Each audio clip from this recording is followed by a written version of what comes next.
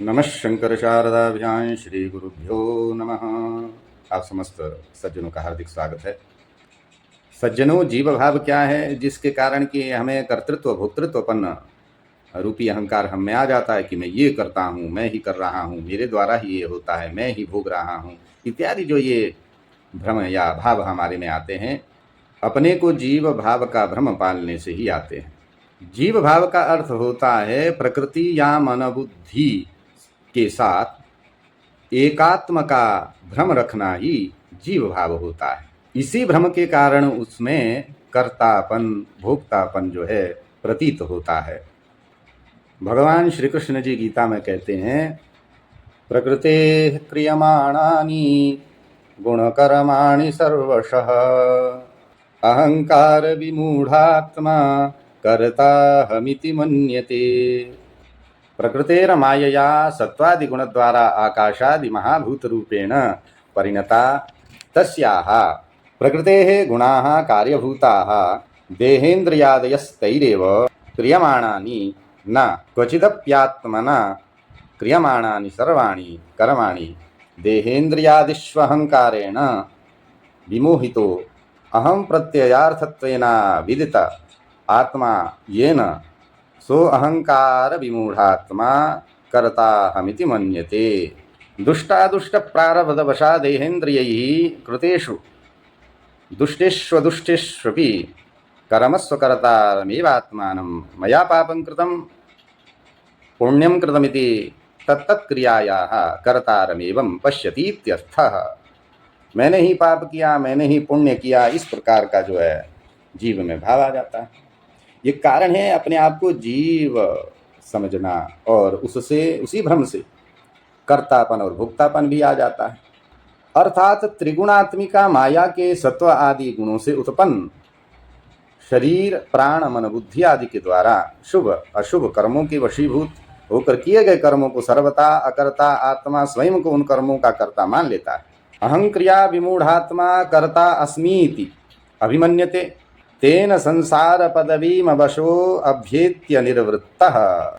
इसी मिथ्या कर्तृत्व भोक्तृत्व के अभिमान के कारण यह चैतन्य आत्मा संसारी बन जाता है। अतः यह कर्म परवश हो करके विविध शरीरों में भटकता है। चेतन आत्मा में यह जीव भाव आगंतुक है तथा अनित्य है, स्वाभाविक एवं नित्य नहीं है। जैसे आकाश से जल गिरता है तब वह जल पूर्णतया स्वच्छ और शुद्ध होता है, परंतु पृथ्वी का संग पाते ही वह मलिन हो जाता है। इसी बात को संत प्रवर गोस्वामी श्री तुलसीदास जी महाराज ने कहा कि भूमि परत भाड़ा भर पानी झिमि जी बही मायाली पटानी। आप सभी जानते हैं। तो जल की मलिनता संग दोषजन्य होने के कारण आगंतुक है, अनित्य है, स्वाभाविक नहीं है। इसी प्रकार चेतन आत्मा स्वभाव से तो निर्मल नित्य शुद्ध बुद्ध मुक्त स्वरूप है, परंतु अनादिकाल से विविध शरीरों का संग होने के कारण उसमें कर्तृत्व भोक्तृत्व रूप मालिन्य की प्रतीति होती है। शरीर प्राण मन बुद्धि के धर्मों को अपने धर्म स्वीकार कर लेना ही जीवगत आगंतुक मलिनता है। ध्यान रहे कि यह मालिनता आगंतुक है, स्वाभाविक नहीं है।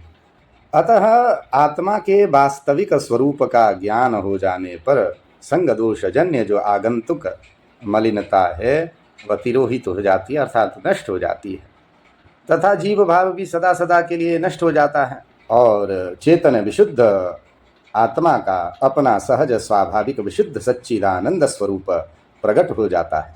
पराशिवावतार भगवान श्रीमदाद्य शंकराचार्य भगवान जी ने कहा कि रज्ज्वा ज्ञानात् दभाति रज्जुर्यथा हि स्वात्मा ज्ञानादात्मनो जीव भावः आप्तोक्त्या हि भ्रांतिनाशे सरज्जुर्जीवो नाहम देशिकोक्त्या शिवोहम। रस्सी में सर्प का भान होना, वह रस्सी है। यह ज्ञान ना होने के कारण ही रस्सी में सर्प का भ्रम होता है, इसलिए रस्सी के रूप में सर्प दिखने लगती है रस्सी में ही। वस्तु तो है तो वह रस्सी है, परंतु भ्रम के कारण वो रस्सी ही सर्प लग रही है। इसी प्रकार अपने वास्तविक स्वरूप की विस्मृति होने के कारण शरीर आदि धर्म को अपने में कल्पित करके यह जीव स्वयं को जन्म मरण वाला मान बैठा है। जैसे कोई भ्रांत व्यक्ति को दीपक आदि के प्रकाश से यह दिखाता है कि देखो ये रस्सी है, सर्प नहीं है, तब भ्रांत पुरुष का वह भ्रम दूर हो जाता है और रस्सी का बोध हो जाता है। इसी प्रकार वेदादि शास्त्र तथा श्रोत्रिय ब्रह्मनिष्ठ गुरु के सदुपदेश से असंख्य शरीरों के संग से जन्य जो मिथ्या कर्तृत्व भोक्तृत्व का अभिमान रूप मलिनता जो होती है जीव में, वो नष्ट हो जाती है और वह जीव अपने विशुद्ध सच्चिदानंद स्वरूप में प्रतिष्ठित हो जाता है। तब यह शरीर में, संसार में रहकर भी शरीर आदि के धर्मों से प्रभावित नहीं होता है। इसलिए कहा कि पुरुषः प्रकृतिस्थोपि नाज्यते प्रकृतैर्गुणैः अविकाराद कर्तृत्वान् निर्गुणत्वा जलार्कवत् इति। इस प्रकार से सज्जनों हमको समझना चाहिए कि यह जीव भाव अपने में होना भ्रम ही है और उससे उत्पन्न होने वाला हम में जो कर्तृत्व भोक्तृत्व रूपी जो अहंकार है वह सब मिथ्या है। ये वेदादि शास्त्रों के माध्यम से सदगुरु के शरण में रह करके ही इसका निवारण होता है। अतः आप सब ऐसे वेदादि शास्त्रों का और गुरुओं का जो है आश्रय अवश्य लें। इस सावन मास में यह संदेश आपके लिए प्रस्तुत है। हम सभी का मंगल हो, भगवती सोर हमें प्रेरित करे।